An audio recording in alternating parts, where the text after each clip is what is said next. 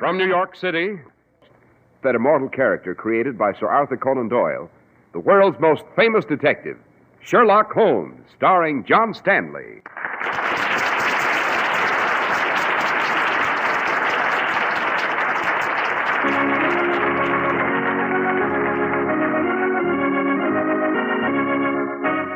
This week's story, The Adventure of the Devil's Foot. Holmes, why are we running up these stairs? Where are we going? To the room above, Watson. If we... Holmes, listen! The devil's foot! It's here in my room! The devil's foot! The devil's foot? Good Lord, Holmes, what is that? Death, Watson. A foul and fiendish death, worthy of Satan himself.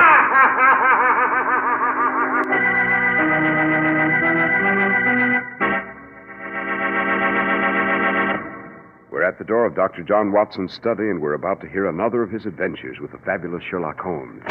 Well, good evening, Mr. Harris. Good evening, Dr. Watson. What memoir are you going to tell us about tonight? A very particular one, Mr. Harris. An adventure that Holmes himself classified as the strangest of his career. It took place in Cornwall, that brooding country of lonely and rolling moor. I see, Doctor. And what's it called? Well, Mr. Harris, Holmes always referred to it as the Cornish horror. But in my memoirs, I have noted it as the adventure of the Devil's Foot. And I shall be delighted to relate it to you.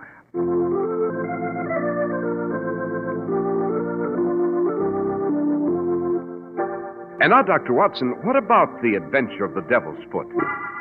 Well, Mr. Harris, it began in the spring of 1897. In that year, Holmes's iron constitution began to show some signs of strain. So we repaired for a holiday to a house on the tip of the Cornish peninsula. Little did we suspect what was soon to transpire. It began one evening at a house called Tredanick Wather, near an old stone cross on a moor. Here, Mortimer Tregennis had been visiting his brother George and his sister Brenda. It's a dark night on the moor, George, and a lonely walk to the village. Come now. My dear brother Mortimer isn't afraid of ghosts and devils now, is he? George, why don't you stop? Why don't you let Mortimer alone? He lets us well enough alone, don't he, sister? The moor's not good enough for him, oh no.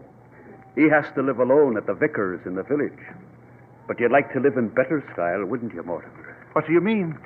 You know what I mean. The shares of the tin mine Father left to Brenda and me. You'd like to have them for your own, wouldn't you? George, please, you're being rude and uncharitable. Perhaps I am, Brenda. I could never stomach a coward. I'm not a coward, George. It's just the way the moor is tonight, with the wind howling out there, and the moon gone, and that old stone cross standing naked against the sky, and... George. Oh, what is it, Mortimer? I thought I saw something moving around out there. A figure in a black cloak with shining eyes. Evil eyes. Well, bless me. He's seeing the goblins already, Brenda. Afraid to walk home now, hey, Mortimer? I wouldn't stay here another minute if you begged me to, George. I'm tired of your carping and your insults. I'll show you if I'm afraid to cross the moor. Mortimer. Good night.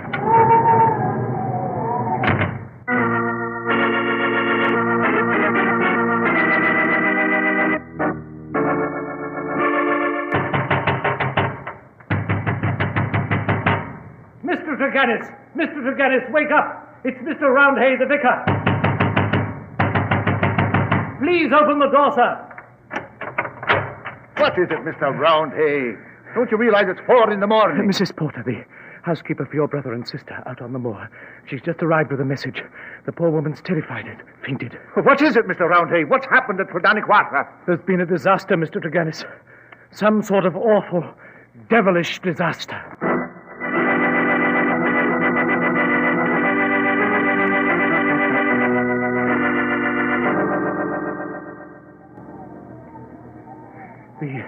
The lights are on in the house, Mr. Tregennis. Yes. I don't understand it, Mr. Roundhay. My sister and brother were perfectly all right when I left. Suppose we go in and take a look.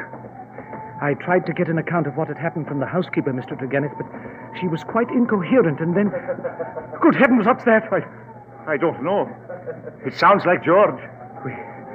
We'd better go in.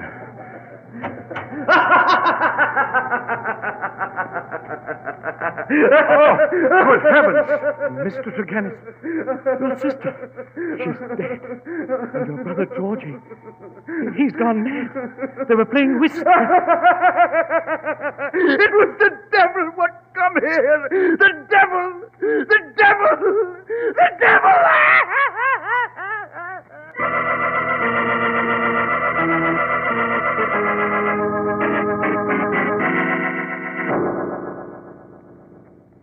This is a strange story you've just related, Mr. Tregennis. Very peculiar set of circumstances indeed. I find them most fascinating. And most horrible, Mr. Holmes. Believe me, I am gratified that the vicar, Mr. Roundhay, persuaded you and Dr. Watson to look into this tragedy. We consider it most fortunate that you decided to take your holiday here. Yes, quite. Now then, Mr. Tregennis. Yes, Mr. Holmes. As I understand it, your sister was found dead, and your brother was still holding his twist cards and laughing wildly. What do you make of it, Holmes? It's a little too early to form any conclusion, Watson.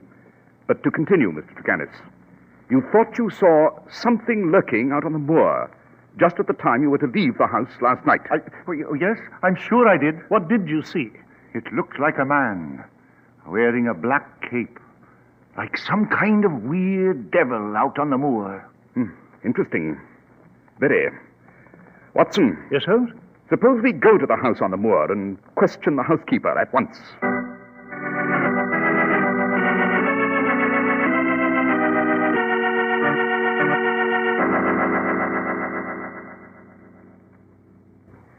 Well, Mr. Holmes, that's my story.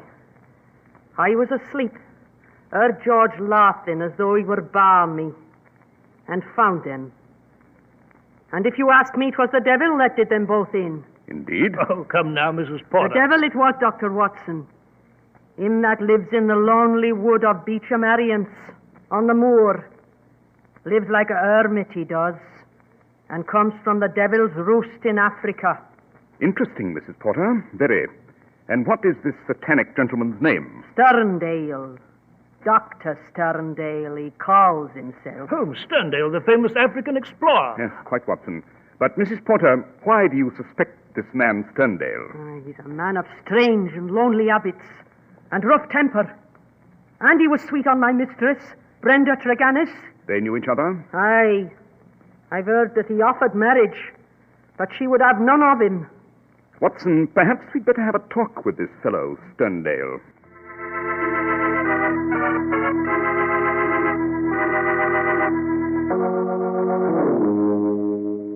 You seem to resent our morning visit to your retreat, Dr. Sterndale. I do. I intrude on no man's privacy, and I resent any intrusion on mine. State your business quickly and get out, before I throw you out and slam this gate behind you. Holmes, the infernal cheat. Quiet, Watson. Dr. Sterndale, I must remind you that murder has been done. And although you may have bullied native bearers in the African jungle, you'll find that my colleague and I here are made of different metal. Now then, a question or two. Very well, but be quick about it. I understand you bear some distant relationship to the Tregennis family. Very distant? What of it? And that when the tragedy happened, you were on your way to Africa. You had, in fact, reached Plymouth when you suddenly returned. You are well informed, Mr. Holmes. Thank you. I find facts to be strong allies in my business. Dr. Sterndale, how did you know of this tragedy, since it could not have been in the Plymouth newspapers? I received a telegram. May I ask from whom? Blast it, man, you're inquisitive. I take it, then, you do not propose to answer my question? I got it from the vicar, Mr. Roundhay. Naturally, I returned here to Cornwall and let my boat go. And now, Mr. Holmes, I had quite enough of you and your friend. Holmes, someone is coming. Yes, Watson. It's the vicar. He seems to be in a great hurry. Mr. Holmes! Mr. Holmes! Yes? What is it, Mr. Roundhay? Speak up, man. We are devil-ridden, Mr. Holmes. There's a devil in the parish, and we are in the hands of Satan. What are you talking about? It's Mr. Tregennis, Mr. Mortimer Tregennis. He's suddenly gone mad.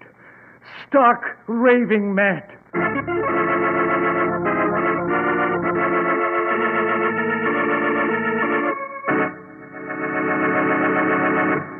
Well, Dr. Watson, no wonder Sherlock Holmes considered this his greatest adventure. Yes, Mr. Harris.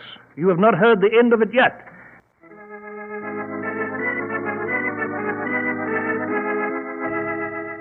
And now, Dr. Watson, you were relating to us the adventure of the Devil's Foot. So I was, Mr. Harris, so I was. After the vicar's dramatic announcement, Holmes and I joined him in his carriage. We raced out of the wood and across the desolate Cornish moor until we reached the village. At the vicarage, Holmes and I mounted the stairs two at a time toward Mortimer Tregennis's room. And then... Holmes, good Lord, listen, he's raving. Come on, Watson. Yes. Holmes, he's... It was in this room, the devil's foot! The devil's foot! The devil's foot! Holmes, the devil's foot! What the deuce... Holmes, that pungent odor we detected at the house. It's in here. Quick, Watson. Open the window. Right, Holmes. Devil's foot. Still present. The devil's foot! Yes! Yes, that's it! The devil's foot!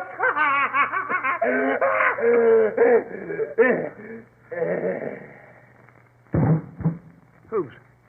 Mortimer Tregennis. It's too late to do anything for him now, Watson. Dash it, Holmes. What in blazes has happened? What is all this gibberish about a devil's foot? No time to answer questions now, my dear Watson. I'm going to examine the garden at once.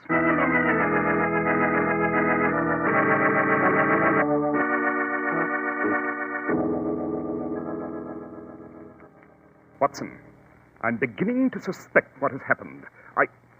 Aha! What is it, Holmes? Observe, Watson, note. This footprint here in the soft earth. It has a ribbed pattern. And here, on the leaf of this bush, observe, it's sprinkled with ashes. Ashes? What kind of ashes? The devil smokes a cigar, Watson. Come, let us go back to the room upstairs.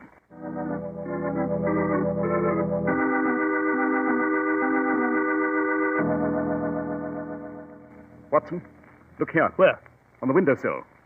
There are tiny bits of gravel. Well, what of it, Holmes? Significant, Watson, very, especially when one notes the texture and color of this particular gravel. Note, too, that the lamp in this room is still burning. Well, I don't see what... Proof of the time of murder, Watson. Surely the lamp would not be burning if Mortimer Tregennis had been murdered in broad daylight. This terrible tragedy befell him in an hour of darkness, possibly just before the dawn. And... one moment, Watson. Holmes, what are you doing with the smoke guard of that lamp? Uh-huh. What the deuce is it, Holmes? I am merely scraping a rather peculiar residue from the smoke guard of this lamp, Watson. Note this fringe of brown powder yet unconsumed. What does it mean? A series of curious coincidences, Watson. In each case, at the house on the moor and here at the vicarage, there was heat by fire. At the house, the fire in the hearth. Here, this lamp. In each case, there was a peculiar, pungent odor in the air. And in each case, madness, and finally death was the result. Yes, but Holmes, what have all these got to do with the devil's foot? I cannot be sure, my dear fellow, until we reach our own quarters. And there, Watson, we shall conduct an interesting and perhaps a dangerous experiment.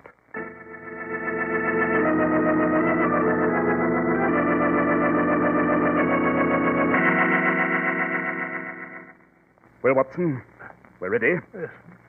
You take that chair near the window. I shall take this chair near the lamp. Right, Holmes. Now, then, we shall light the lamp. And now, in this envelope, I have some small scrapings of that brown substance I took from Mortimer Tregennis's lamp. Suppose I sprinkle it on this hot lamp shield. Yes, but Holmes, what the deuce is the... that odor. It's here, Holmes. It's in here. Steady, Watson. That's funny. It makes my head swim. What a laugh. I want to laugh. Watson? Watson, can you hear me? It makes me want to laugh. I want to laugh. Watson, I've got to get you outside, in the air. Here, put your arm around my shoulder, Watson. Steady, old man. Steady.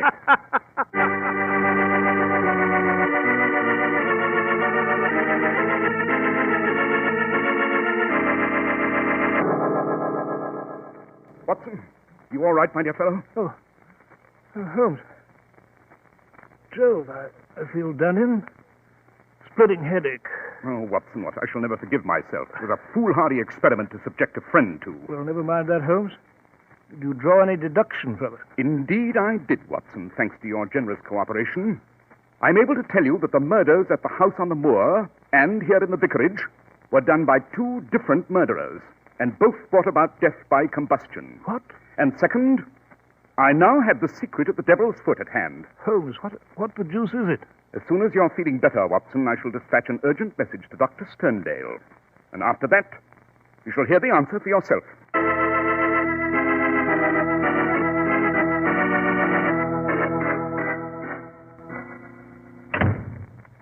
Good evening, Dr. Sterndale. Mr. Holmes, I am in receipt of your rather cryptic message. To be sure. And I'm at a loss to know, sir, what you can have to speak about that affects me in such an intimate manner. Would murder be reason enough, Dr. Sterndale? Murder? Precisely. You killed Mortimer Tregennis. By the great Peter, Mr. Holmes, I've a mind to twist your neck. I've lived among savages in Africa these many years and beyond the law. You would do well not to forget it. I have no desire to do you an injury. Nor have I any desire to do you an injury, Dr. Sterndale. Surely the clearest proof, knowing what I know, is that I have sent for you instead of the official police. What do you know, Mr. Holmes? I know that Mortimer Tregennis killed his brother George and his sister Brenda. I know that you were deeply attached to his sister, that you returned when notified by the vicar and took your revenge. I know also that you and Mortimer both used the same method. The Devil's Foot. Holmes, what the blazes is this Devil's Foot? This, Watson. These tiny brown particles we found on Mortimer's lamp. What? Why, it's impossible. How did you know, Holmes? I didn't think anyone knew. It so happens my hobby is chemistry, Dr. Sterndale, and specifically the chemistry of rare poisons. Yes, but Holmes... Devil's Foot, Watson, comes from a rare African plant. Devil's Foot root. It induces madness, then death. The root is shaped like a foot, half human, half goat-like, hence the name. It's used as an ordeal poison by medicine men in certain districts of West Africa. I presume you brought back this specimen from the Ubangi country, Dr. Sterndale. Am I correct? Yes. Yes, that's correct. Mr. Holmes, how... Obvious, my dear doctor. Obvious. In some manner, Mortimer Tregennis received some of this powder from you. Yes. I showed it to him on one occasion, and he must have stolen it. Precisely. Tregennis coveted the shares his brother and sister owned in the family tin mine. When he left the house on the moor, he threw some of the Devil's Foot into the fire. Yes. Yes, he killed her. He killed Brenda out of his greed for money. But I loved her. I loved her more than anything in the world. That is why I lived near her on this desolate moor. How does it happen, Doctor, that you didn't marry her? Because I already have a wife, and she refuses to release me. When I heard that Mortimer had killed the only person I loved in this world, when I heard how she had died, I knew. And so I returned. Quite. You woke Mortimer by throwing gravel on his window, a gravel peculiar to your own grounds. You requested an audience in his chambers and threw some of the particles on his lamp. Then you went down to the garden, smoked a cigar, and waited for him to die. So that was the footprint? Yes, Watson, of the very tennis shoes Dr. Sterndale's wearing now. Dr. Sterndale. Yes, Mr. Holmes? Why didn't you appeal to the official police? Accuse Mortimer Tregennis yourself? I thought of that. The facts were true, but what jury would believe my fantastic story? And so I took justice into my own hands. Well, Mr. Holmes, there's my story. You can do what you will. I have no particular desire to live anymore. If you were a man who loved as I did, perhaps you would understand. Dr. Sterndale, what were your plans? I had intended to bury myself in Central Africa and never return. My work there had only begun. Then by all means go. I'm not at liberty to prevent you. Oh, Mr. Holmes. You mean... I mean, Dr. Sterndale, that my investigation has been independent of the official police. I have never loved a woman. But if I had, and the woman I loved had met such an end, well, I don't know. I don't know.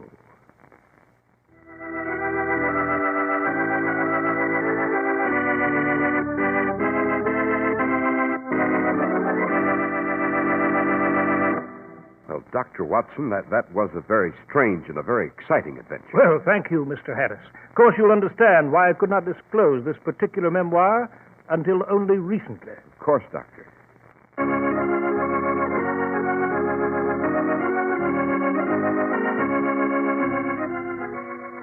The world's most famous detective, Sherlock Holmes.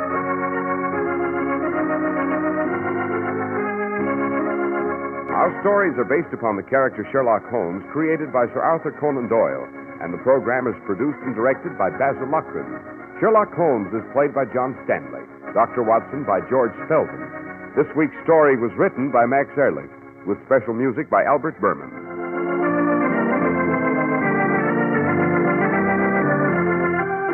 Sure to listen next week to Sherlock Holmes in the adventure of the blood-stained goddess.